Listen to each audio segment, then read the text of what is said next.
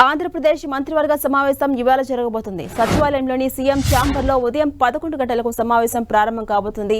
CM Chandrababu అధ్యక్షతన జరిగే సమావేశంలో పలు కీలక నిర్ణయాలకు ఆమోదం తెలపబోతుంది.